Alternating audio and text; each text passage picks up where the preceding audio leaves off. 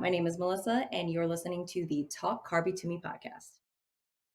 You made a post not long ago talking about sumo versus conventional deadlifting and if it's cheating or not. I think that's the question that everyone wants the answer to. Oh gosh. Okay. Um, First of all, like in the sport of like powerlifting, but even outside of that, there are different purposes for both sumo and like conventional. I think the reason why a lot of people end up talking so much about like sumo being cheating is because it's not that full range of motion, right? You're not doing the work that you want for your lower back and your hamstrings and your glutes.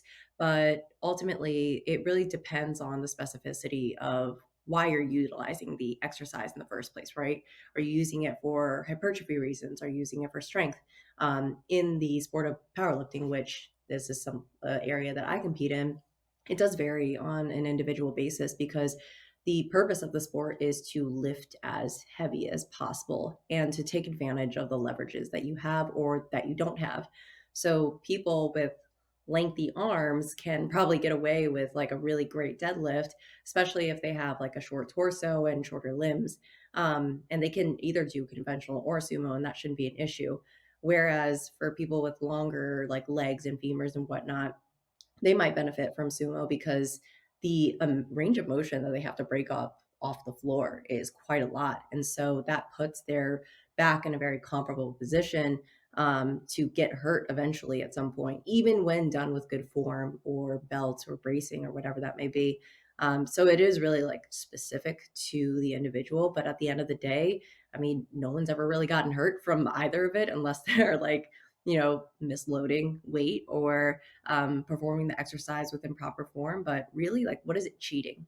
Um, I don't really think it's cheating anything unless like it's cheating your hypertrophy gains or your strength gains, and it's really specific to the individual to decide of whatever works best for them. I agree. It really does depend on why you're doing it.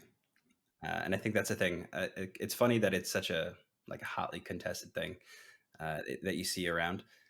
Um, because honestly, like just with most things, like it depends on the specificity of what you're doing or what your goal is. Everyone's goal is different.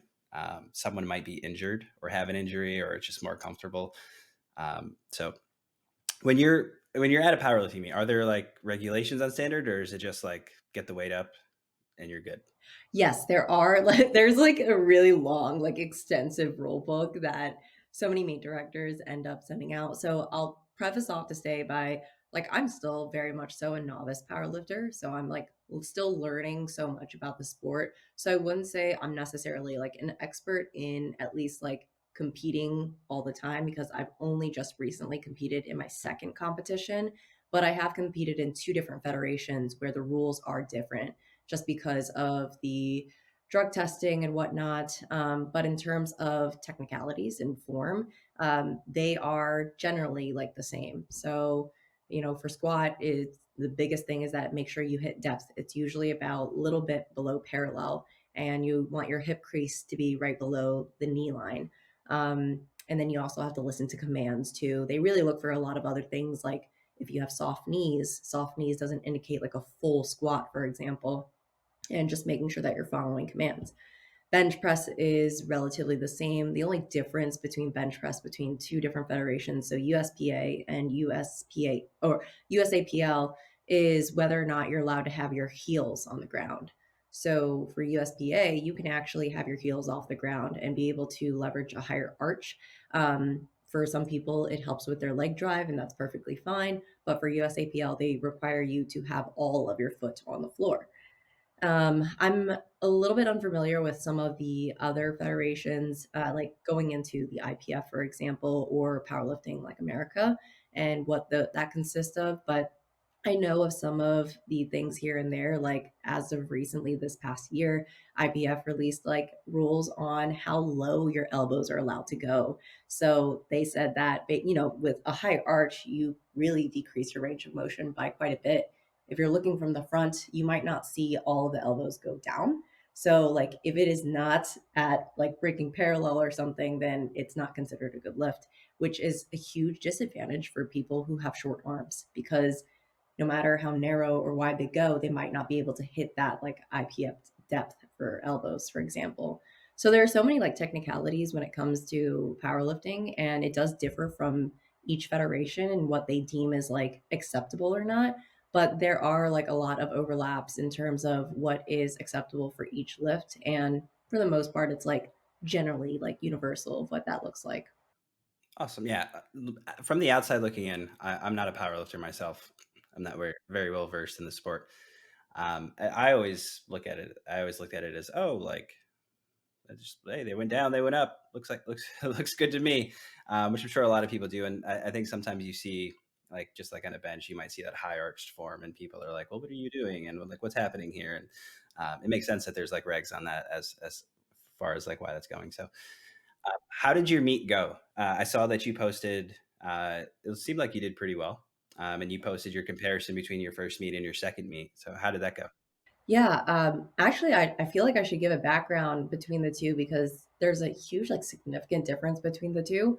And it's not to say that it was just purely due to, oh my gosh, I progressed that much over the next 2 years, but I did my first powerlifting meet literally coming straight out of a bodybuilding competition. So in October of 2021, I basically just wrapped up my first bodybuilding competition.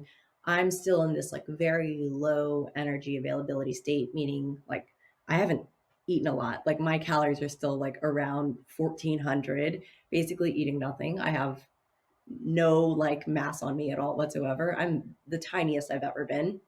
Went straight into powerlifting prep for like 3 months. That's it. Um, Wow.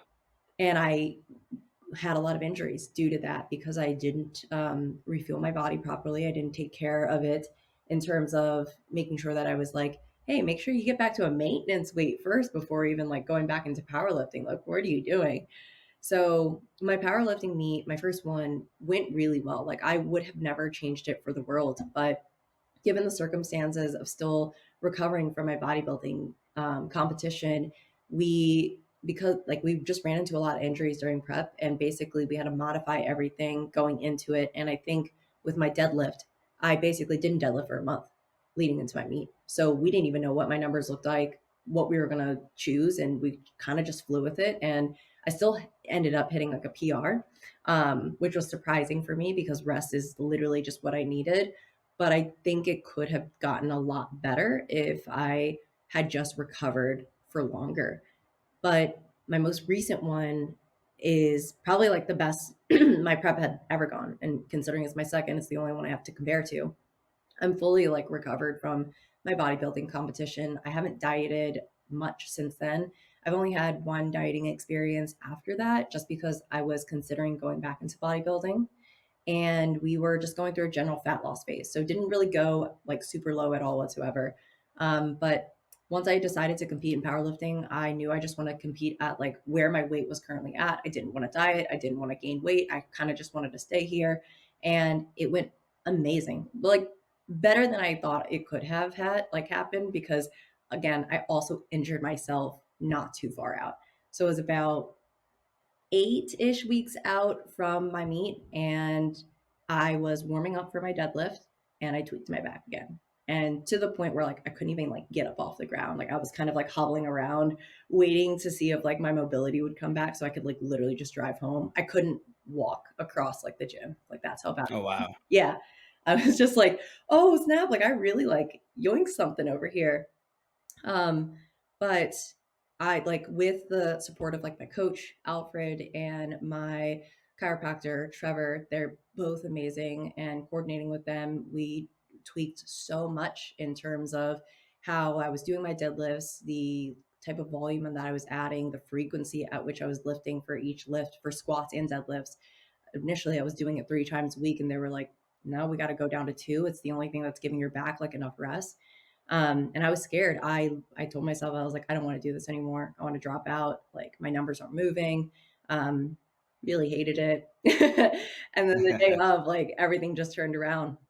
I'm sure you saw on like my page, I got food poisoning 2 days out, which I did see that. is completely. I was just like, of course this would happen to me. But luckily, just being a dietitian who deals with a lot of stuff like that, I was able to rehydrate my body properly, get some nutrients back in, and make sure I didn't like lose too much weight going into it. It was a wild ride. Oh, sure. So, what did you actually eat that gave you the food poisoning? um, Boba tea. Wow, Yeah, really? yeah. So I went out with to eat with some friends, and we were all just trying to figure out like, because it wasn't just me who got it; it was my friend who got it too. But there was four of us, and only two of us ended up getting it. And we were trying to like go Mm. back in the day and trying to figure out like what the heck just gave it to us. It was the milk boba tea that we got, and we think the milk went bad a little bit. So we immediately Oof. did not feel well that day. Oh, that's rough. Food poisoning might be the worst. Oh my One of the worst things like that could happen to you. Oh my gosh, I know. Luckily, it was 2 days out. I think if it was 1 day out, it would have been a risky situation to handle, but with being 2 days out, I had enough time to recover and make sure that, like, my body felt okay. Yeah. So you've competed in both bodybuilding and powerlifting, Yes. right? So as you yourself being a dietitian, like when you say energy availability and the requirement of each sport, like what do you mean specifically? Yeah. Like how do they differ, I guess is what I'm asking you. Yeah, well, to first like define energy availability, it's basically the like amount of energy your body is consuming in the day. So if your maintenance phase is around 2000 calories, that's and you're eating that much and you're not expending much outside of that, then that's how much energy you have available for you. In the sport of bodybuilding, I think many people know that in order to compete, you get to a very, very, very low state of intake and to be able to reveal, your physique that you worked really, really hard for. In order to get there, you diet down hard and smart, obviously, but you also train really hard too. And it's it's a challenge that it's not for the faint of heart. um, and it's really like difficult, especially if you are like incredibly like well regimented. No matter how regimented you are, you get to such a state where you are exhausted and fatigued, and no matter what you do, you are just like in this prep slump day in and day out, and you're counting down the days until you can step up on stage. And then the other side of it is that you're in like some of the most like lowest deprivation state that you have ever been in, on top of training hard and maintaining your physique. And then you got to step up on stage in a sparkly bikini or some swim trunks or speedo and smile for the judges and your tan and all this other stuff and hope for the best that you'll do well.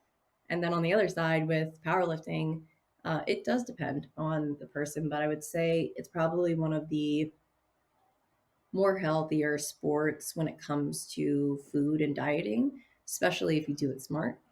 So you don't necessarily have to diet for the sport.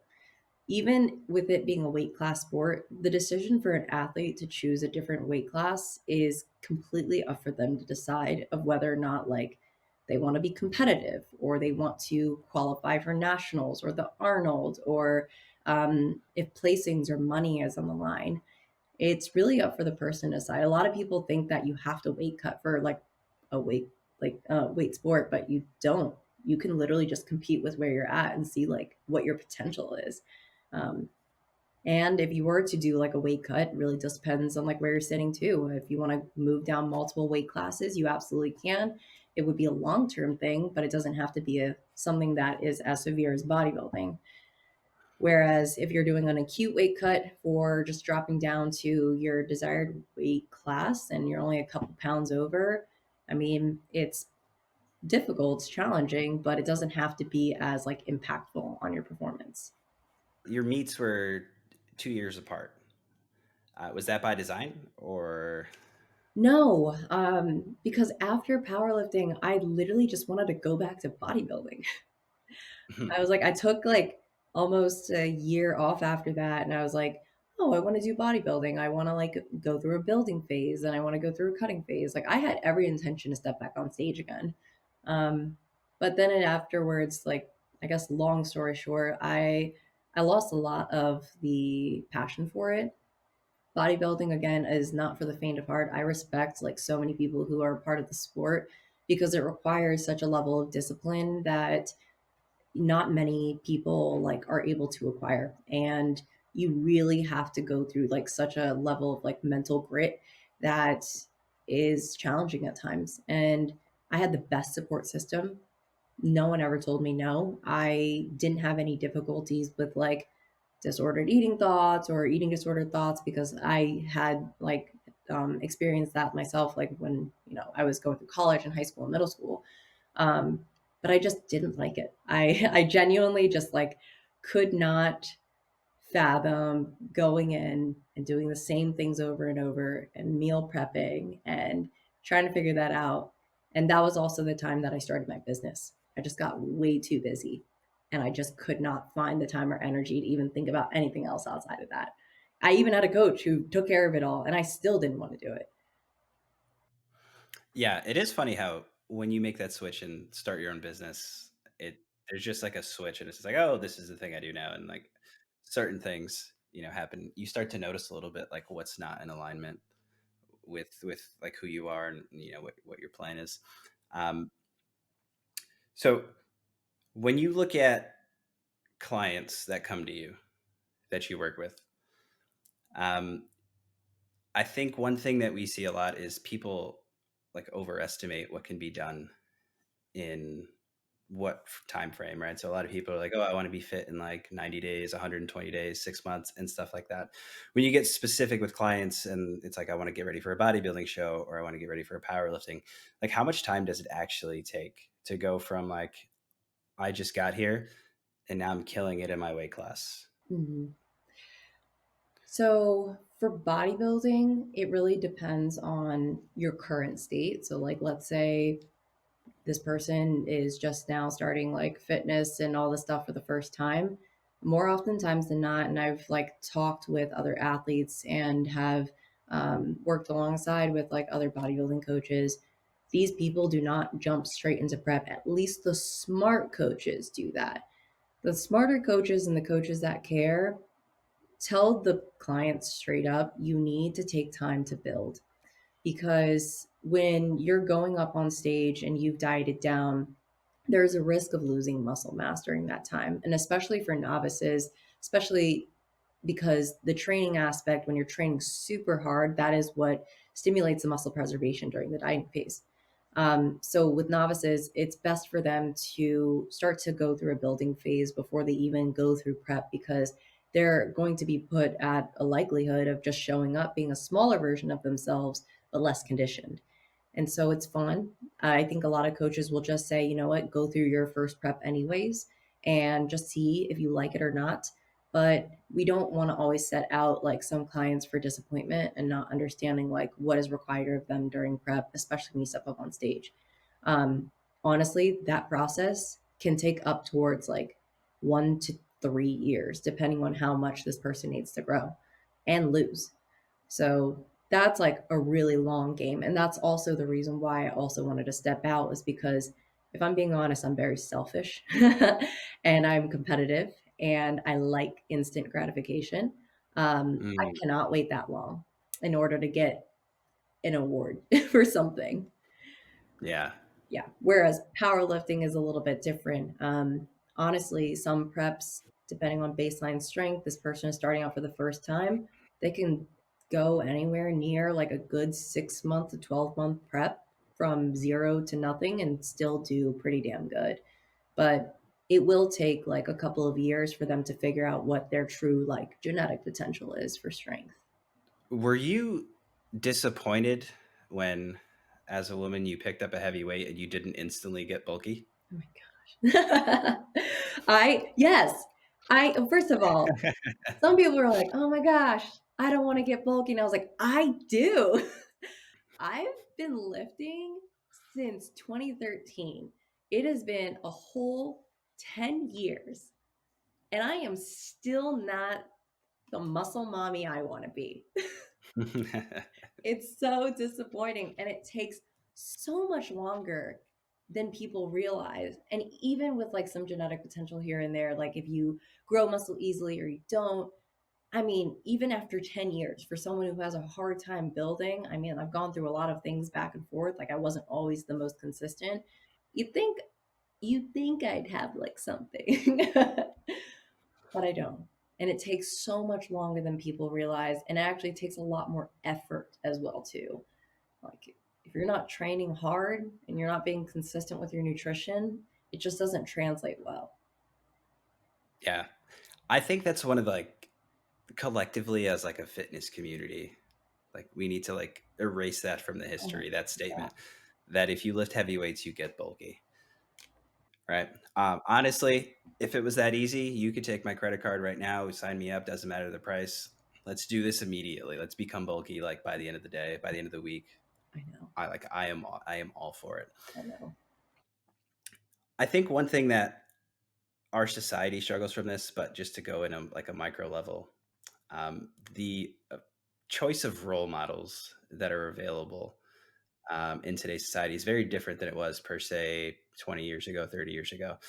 When you look in the fitness community, and I think this is a little bit where some of the like the myths that we're talking about that we mentioned come from. Do you think one, as fitness professionals and as in general, we need to be better role models, and two, who are some of your role models, like as you go through business and life and powerlifting or fitness in general? Yeah. Oh my gosh. Yes. Well, like, one, there's like that whole conversation of like, if a profile or a person that you follow like doesn't make you feel good, then unfollow them, right? I think we as content creators don't have like a true responsibility to look out for everyone, but I would hope that some people have like some good morals to be able to understand their impact that they do have on the community and the type of like person that they would hope, just to like be in other people's lives that they would want other people to be in their lives as well. And I hope that made sense. Like, when I kind of like go up on social media, yes, I like want to display like authenticity and share a lot of like my thoughts and feelings around like evidence-based fitness and nutrition. But at the end of the day, like, I also want to set a good example for the society that I am hoping to form and create with other creators and role models as well. One where we are like dis pretty much like, oh god, what's the word called, just like basically disintegrating or getting rid of all this like nutrition and fitness misinformation, helping for people to feel less confused and to feel empowered with their choices and all that good stuff. Like, I would want that. I know that we don't owe people that, but I would hope that we would want to do it. But that's what I mean. Like, I last of year, I recently did that. I just unfollowed a bunch of people that just didn't bring like a good sense of like being to who I was, and followed a lot of people that made me feel good about myself and also made me feel like educated and empowered in my own decisions. And I would say, like, starting off, could definitely, yes, thank my coach, Alfred Jung. He's amazing. He and I like align really, really well. We're also business partners too, with what we believe in when it comes to fitness and nutrition. Incredibly like evidence based, very objective. He's more objective than I am. I'm a very emotional person, and so it we complement each other, is what I'm saying. But Always a good thing. it is just because, like, with how like intelligent he is and whatnot, even though like he believes that it's important to remain objective in almost all situations, I'm like, all right, we need a little humanistic aspect in here, because a lot of findings for nutrition and fitness, we're not robotic. They are just findings. They are applicable in most settings, but at the end of the day, we have to take into consideration a person as a whole and not what we see them as in studies, in like very controlled settings, right? Um, Another person that I would say is Dan Feldman. If you know Powerlifter Dietitian on Instagram, he's amazing. He was also one of my like really good colleagues, friends, mentors, and to see him grow over the past few years on his platform has been incredible. Just continuously like debunking nutrition myths and sharing all of this evidence-based nutrition information that honestly makes people feel good, to have balance in their life and to not feel scared about what they're eating or how they're eating. And I can name a slew of people, but like those are the top two like role models that definitely come to mind. Yeah, and it's so important just for people to understand, like, balance is always has always been the way. Hmm. Um, if you went around and followed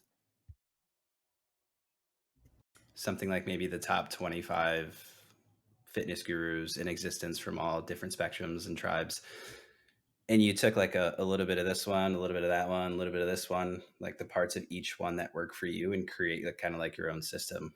For a lot of people, it would vastly change their life. Um, it is unfortunate to see that everyone's like, "Oh, this is my tribe, and everything else is wrong," and like, this happens. Also, shout out to Alfred. That is a great name for a mentor. Yeah, he also like I don't know many Alfreds. I think he is the only Alfred I know other than Alfred from Batman. Yeah, exactly. That's immediately where my brain is going. Yeah, Like, I don't know Alfred, but in my head right now, it's Alfred from Batman. That's who you got coaching you, and I love it. yeah, exactly. It's a fantastic guy. So when you talk about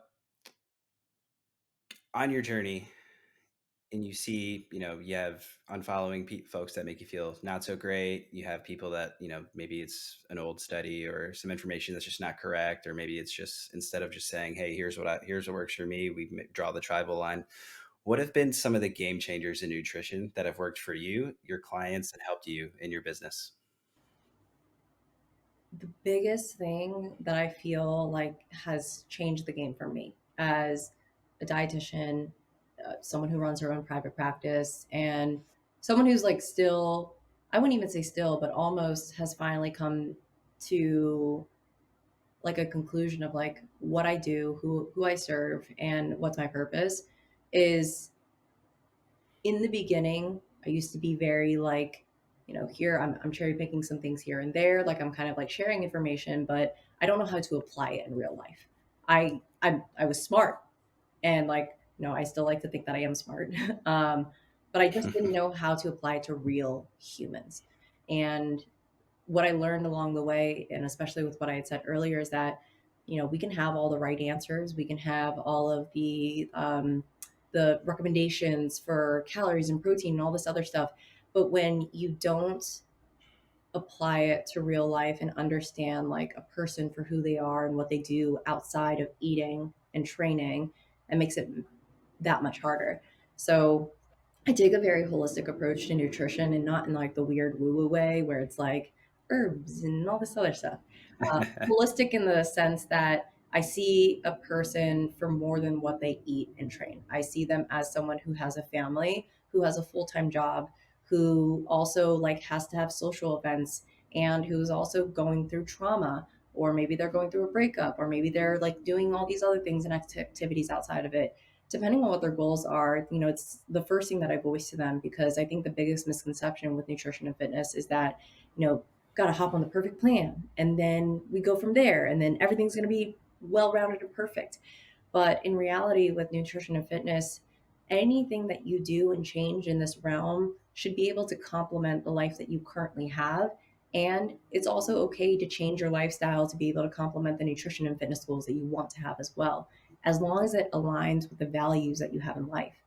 So I think that that's the biggest thing that has changed and me as a person is that no matter who I encounter, um, that's like who I am as a person. I want to educate and empower like a lot of my clients, but have them understand that you're not confined in this little bubble and hope that you can pop out like as a bodybuilder because like you followed this plan and whatnot. I would kind of want people to understand that it's okay to flex your nutrition goals and things can change over time and that's fine too. But know how to make those decisions for yourself and feel less confused about all the crap that's going on around you. Yeah, when I was early on in the journey, I was confused by everything. Like, everywhere you turned, like, vegetables are bad, meat's bad, processed foods are bad, and it's like, "Oh, man, I can't eat anything processed," and, like, the list goes on, and then you even take that into, exercising and just programming and lifting and stuff like that, and it's like, that gets even worse, Oh my God, I know. uh, and it kinda becomes a disaster. So I love that you touched on viewing them as more as just someone that just eats and lifts. One thing with my clients, and I preach to everyone, is if you do this with me, I will guarantee that you will feel better and you will become stronger. Like that much is a fact. The way that you'll be stronger is when you go on a hike, you're not going to slip and fall. You're not going to get injured. Um, if you have to go upstairs, if you have to carry groceries, if maybe you wanted to go to the park with your kids or with your dog, but you're like, I'm out of shape. I'm not conditioned. I can't do that. Like it just opens up so many avenues for you to like be a human and like experience your life again. I think like my messaging's always been that way. And I think that's something that we need a little bit more of because and that's one of the reasons I founded, my own training company is like, if we can take someone who's chronically injured or ill, and like maybe the missing link is something in the nutrition sphere, just the activity sphere, and you get them out, and we know it helps with mood, depression, anxiety, stuff like that. We make them more functioning in society, then they go interact with other people and helps brighten someone else's day potentially. And so I love that you touched on that. Yeah. And I love that you do that too. It like just makes me happy again that there's such a growing community of people who just care about other people and that we don't always have to like focus on vanity reasons to pursue nutrition or fitness goals, but to make your quality of life better. Yeah, absolutely. It was we. I've talked about it with other trainers that I know, and a lot of them have broken it down. Whereas, like, you reach a certain age where sometimes for certain people, the vanity will get you there, right? Some like people just want to look good naked. Like, let's be real about it. You either want to look good naked or you want to not die. For most people, athletes are a little different. And depending on your clientele, right, you're going to be familiar with the different motivators and factors that go in there. Um, pers- Specifically with me, I end up working with a lot of people that are broken. Hmm. So they have spinal issues, hip issues, knee issues, shoulder issues. Um, and I think that's I like using that stuff as motivation because it's also a very easy benchmark. It's like when I met you, you could barely walk and you couldn't like bending over to put the dog water down was hard. Now that's not an issue. Now you can do that no problem. Like what else can we get you to do? And building up that way from that perspective, I've found to be like super, super, super effective for folks. See, I don't work with a lot of broken people, but I have like worked with a lot of like rehabilitation clients, especially with like their nutrition and then knowing like hey, this actually plays a role. Recently, just rehabbed like a marathon runner not too long ago, and we were able to get her like literal broken hip finally like the bone has fused and all that in 3 months with of course PT and then of course with nutrition stuff. um, it's exciting. It's like really awesome to see like how quick they can progress when they like pull it all together. Yeah. And pull it all together in a way that makes sense, Yeah. that they enjoy. Yeah. It's funny that you touched on working with broken people. So I worked in retail for a long time, and then I career changed into personal training. And at first, I didn't know shit. Like when I first started training or working in gyms, I think my bench as like a 26, 27 year old was like 95 pounds, and like we're talking like RPE 9, Okay. right? Like we were not doing great. Um, and so like I was always like initially I was a little bit of like the low guy in the totem pole, and in most of my professional choices, I've usually been a high achiever, and I'm like, I should probably fix this. And, I kind of went down that rabbit hole. But every time, like, I've had to switch a few gyms that I worked at. Every time I was always the low man on the totem pole. So someone would come in with like this gigantic rod in their back, or their knees fucked up or their shoulders fucked up. And the people are like, I don't want to deal with this guy. Give him to the new kid. And so, like, I would end up with these people. And initially, I was like, eh, like, what do I do? I don't want to kill you. Like, I don't want to break you. But what it stirred in me was like, maybe I should learn how to work with this person. And like I just ended like my knowledge grew like exponentially so fast because I had no choice, like for safety reasons, to like figure out how to work with someone who has scoliosis, how to work with someone who had a shoulder reconstruction or any kind of injury. And if you're listening to this and you're a coach, you're a trainer, and I know some of you are, definitely find people who are like jacked up and work with a couple of them and like it'll change so much about like how you approach things with other people. Yeah. And you know what? It's actually funny that you say that is because aside from being broken people, it's like the idea of not knowing that you were going to be passionate about an area that you had no intention in working in. Like Yeah. for the longest time, people like do know me as like a dietitian who works a lot with disordered eating and eating disorder community. I never wanted to do that. And I've like learned like now I should never say never. And it's so cheesy, but it happens all the time. I'm always like, I'm never going to do this. I started my first job with a coaching company like back in 2021. Um, and they actually had like a huge presence of those in the eating disordered eating community, and I didn't know that. Like I was like really excited to join. I thought it was like kind of like gen pop kind of here and there, and um quickly I was like, whoa, I didn't think that I was going to be signed up for this, but I care about these people. I like really wanted to connect with my clients and help to better understand like what they needed. I was the only dietitian on the staff, so it was within my scope of practice. Yes, we could have like, referred out to eating disorder dietitians, but knowing me, I'm just kind of like, you know what? I want to do this on my own. But more importantly, I want to make sure that I get the training and resources that I need in order to adequately support these people. And it's moments like that when you're kind of forced to be in the position and you kind of really like it's like back in your head you kind of want to do it, but you told yourself you never would. And then you Yeah. end up being really damn good at it. And I was talking to my friend about this and I was like, gosh, like, how did I get like ropes into this? And she goes, it's because you're really good at it and you like trained yourself to be really good at it. And you don't lie, you love it. And I was like, you know what? Yeah, you're right.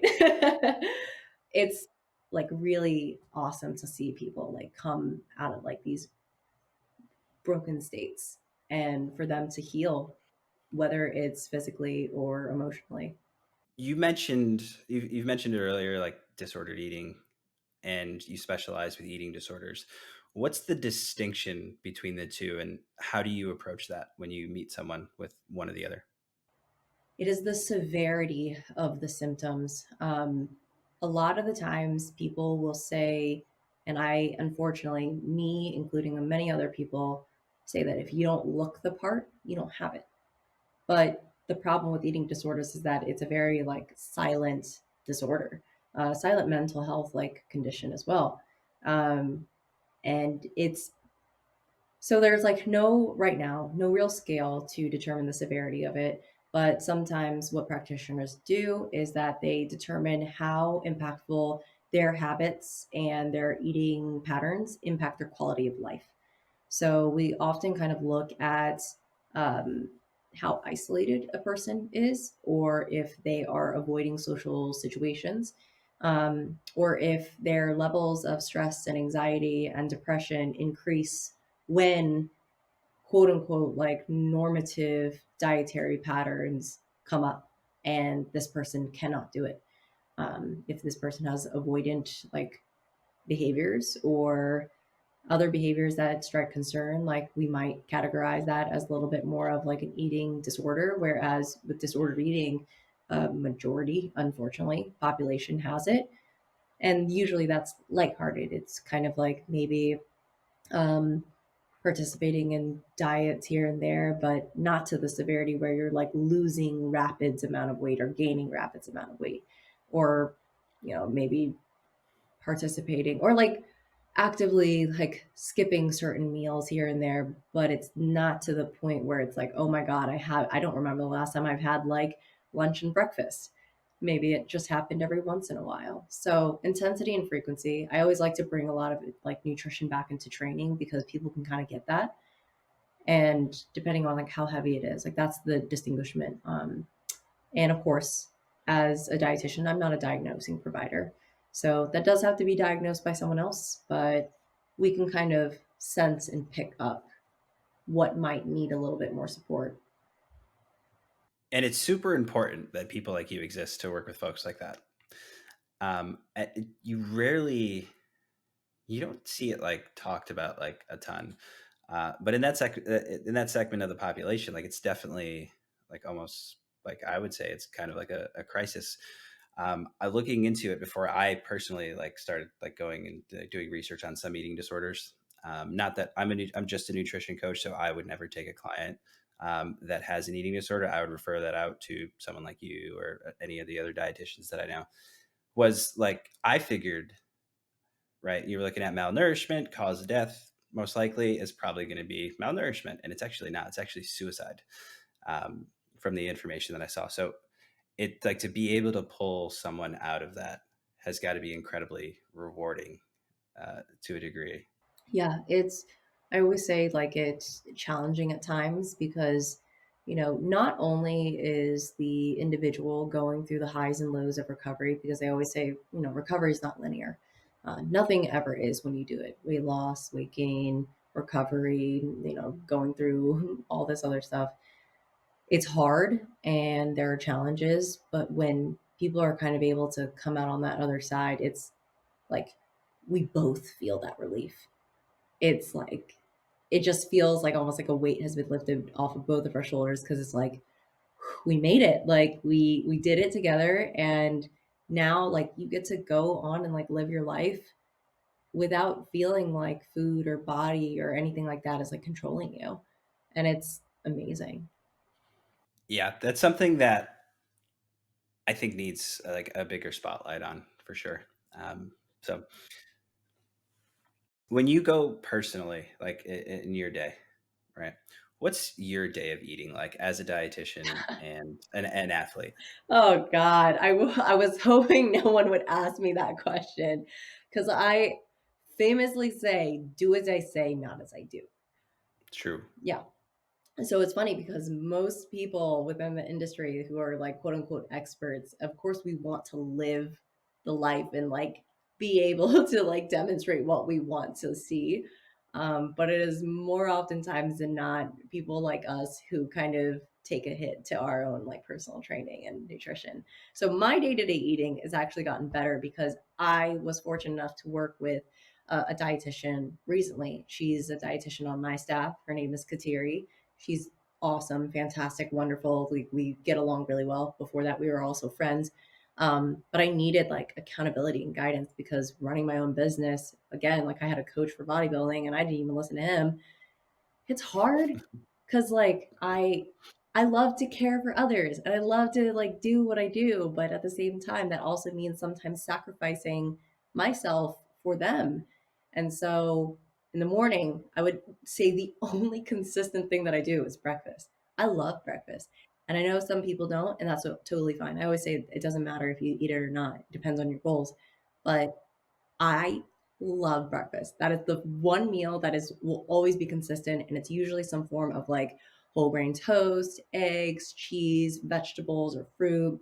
Or I might do like oatmeal, some protein powder, and like a series of like fruits and whatnot. I'll kind of mix it up every once in a while, but there's always a whole grain, protein, healthy fats, and color in there because it honestly kickstarts my day so well. And then from there, depending on whether or not I decided to meal prep for the week, I might have a healthy meal. I might not. then, or I might not eat at all because I go too long with meetings and not eating anything. So I would say it has gotten so much better because of working with Kateri. She's encouraged me a lot to go out and buy like fresh produce that doesn't go bad quickly. I used to be a big frozen girly and I still am. I vouch for frozen and canned fruits and vegetables, but I really loved being able to kind of like dive deep into fresh things again because at one point I was like, I can't do it. It always goes bad. I like don't have the money for it. It's too expensive. It never lasts long. And she like helped guide me through that. And of course, people are like, well, shouldn't you know that? And I'm like, my mind is somewhere else right now. I'm taking care of other people. I need someone to take care of me too.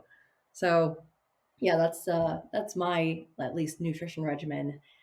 And then, of course, I hired Alfred because I cannot do my own training program for the life of me. I just am not disciplined enough to do it, and I want someone else to take care of it for me, and that's okay because my priorities lie within like my business and my patients. Um, but they give me a reason to like want to keep taking care of myself. It's funny that you touch on that because us, as health and fitness gurus, practitioners, whatever you want to call us, um, we're always, hey, how were your meals yesterday, or how's the plan going? Like, how's this workout? Like, we're judging the workout, we're judging the plan, we're judging the outcome, the results, the input, the output. But a lot of times we have like this oversight on ourselves, and I'm sure somewhere deep down, a little bit of is like a little bit of ego. I know, at least for me, sometimes it is when I have like a bad meal or a meal that's kind of like away from the script. I'm like, ah, don't worry, I'll burn that off. Um, I was listening to Jordan Peterson talk, and he was talking about like the lens that you judge other people by is the one that you end up judging yourself by, like subconsciously. And I think, especially with us, it's important to remember that like sometimes our lens is broken, right? It's gonna start that internal dialogue if you're always talking to people like, hey, let's make this meal healthier, let's get more protein in, and then you have a day where you don't get protein, you might end up beating yourself up. So it's good to have that support system kind of pop in there. Yeah, absolutely. I mean, and it's funny that you say that with the lens part is because that's the reason why I became so much more like holistic and like humanistic is initially like I admit to this, like I had all the privilege in the world. I was a college student. I didn't have anything going on. I didn't have a full-time job. I didn't have a business. So I'm like coaching people left and right and telling them what to do based off of what I know. But once I kind of like got into like the real world and like started working, I was like, oh shit, this is hard. And of course, like, spending time with my loved ones and wanting to live more life outside of this too. I was like, this is where that level of grace and compassion needs to come in for a lot of people. Not the ones that we give to our, clients, but the same grace and compassion that they should be giving to themselves. That yes, it's okay to like have a set of protocols or like to, try to have some guidance here and there, but to also understand that it's okay if you don't follow through with it. And we're going to find a different way to make sure that like we're working towards that in the best way possible, in the most efficient way possible. It's kind of like the, the the approach is almost, I believe it's Thomas Edison who said, I didn't find the light bulb or whatever. I've failed 1,000 times to find that one thing that worked for me. And it's such a good overlay to what you were just talking about. So you're the CEO and founder of Strength and Intent. So talk to me about that. Like, what do you guys do? Yeah, so we are a online coaching company, obviously for fitness and nutrition mainly. But the biggest thing about our company is that um, us as like the team, are all like qualified like health professionals. Not to say like, oh my God, like nutrition coaches and personal trainers aren't. But we wanted to make ours a little bit more of a medical based coaching company that had registered dietitians on the team, physical therapists, strength and like conditioning coaches, and hopefully, fingers crossed, at one point, a general practitioner, whether it's a PA, a physical physician's assistant, nurse practitioner, or an actual like doctor, which is something that is in the works with one of like my other colleagues. Very, very fortunate to have like a network of people like that, but who also care about fitness and nutrition a lot too, who want to take more of a holistic approach to that area as well. And we provide both like nutrition and fitness coaching. If it's general, like that falls under the coaching aspect, but because we are also in the medical field, we can also work with individuals who do have like other conditions, and we're qualified to do so. So we don't have to like refer out to other people.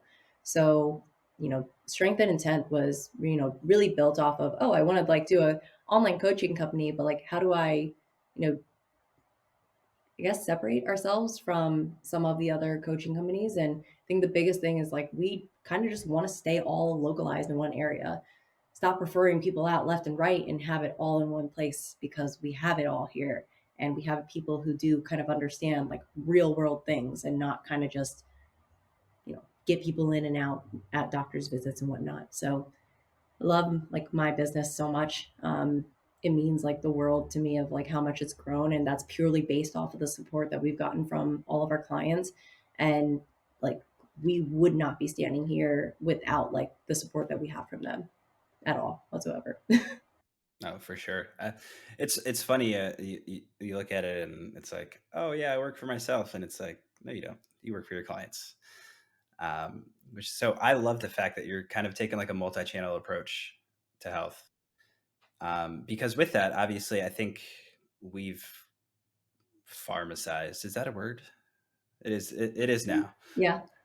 We've pharmacized so much of health, and there's so many things where it's like, if you met with your doctor who was in the right frame of mind, there are a lot of things that are like, hey, you should probably exercise. You don't need the meds. Exercise. Meet this person; they'll show you the way.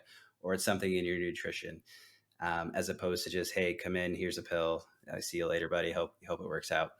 So that's awesome that that's the direction you guys are going in. Yeah, absolutely. And I think also another thing is like, some people think that like coaching has to be an arm and a leg. But because, and I'm sure that you might have seen this on my page, we accept health insurance. So like that's the other thing about being like medical professionals is that we're allowed to take health insurance like outside of just being like, you know, being just a personal trainer. Like, cause I am just a personal trainer too. But like if I didn't have the RD license, I wouldn't be able to accept health insurance. And then, I've seen certain coaching companies here and there literally charge so much for, nutrition coaching when, our health, fortunately, our healthcare system actually does care about us a little bit and covers nutrition counseling almost at 100% for like 95% of the patients that I see. That's awesome. It's amazing. None of them has paid like a cent out of pocket. A lot of people see me for free. And that's the same things with doctor visits. You guys already pay so much for health insurance. And so that was another thing that I wanted to kind of like distinguish or like, help to distinguish ourselves apart from other coaching companies is that coaching can be really affordable and it does not have to come at a cost to you. I agree. I think I think we've accidentally become gatekeepers with paywalls. Hmm.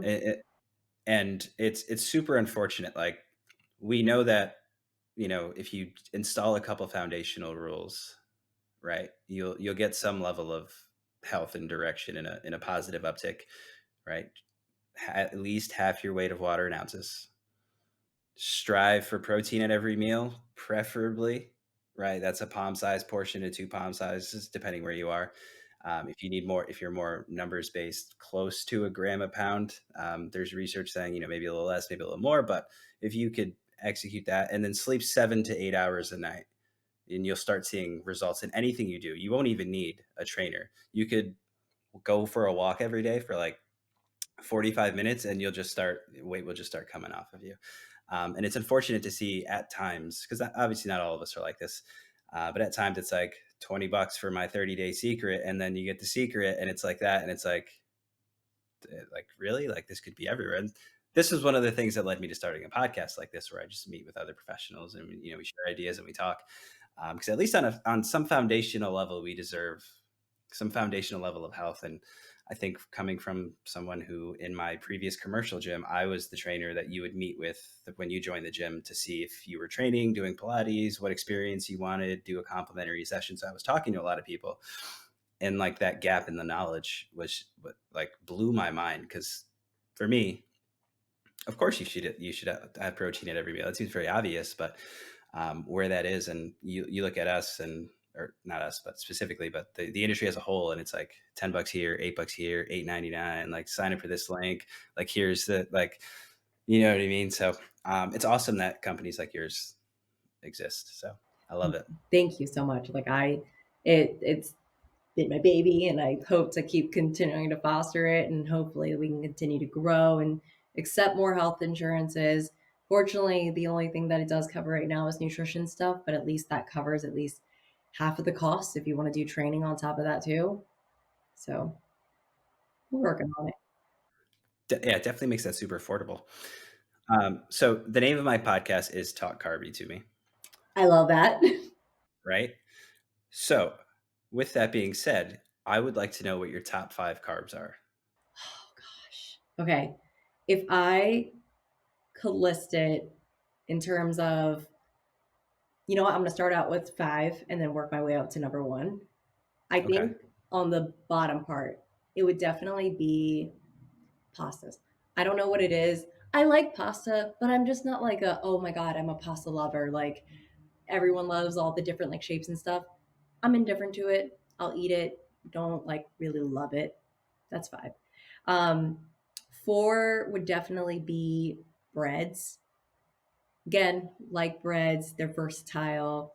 I think it's I also like it because it's easy to make. Like it's already like pre-baked and sliced, so like, it makes my life easier. But I'm not like a huge fan of bread unless it's like the super duper soft, like brioche or like milk buns, for example.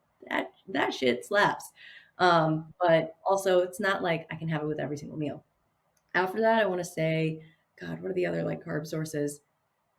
Mm, These can be bad choices too, or excuse me, air quotes bad choices. yeah. Uh, I'll put noodles up there. Noodles are different than pastas, like rice noodles. I Mm, like rice noodles. Those are a little bit more of like my favorite just because they're thinner. Usually they are, aside from like udon, for example. And biased because I have like more of an Asian background. So like, yeah, I freaking love like rice noodles. After that is rice. Love it. It's versatile. It goes with anything. And like I could just like eat that up any day. And then the number one is potatoes mm. because it comes in all different shapes and forms and sizes. And no matter how you cook them, they're delicious.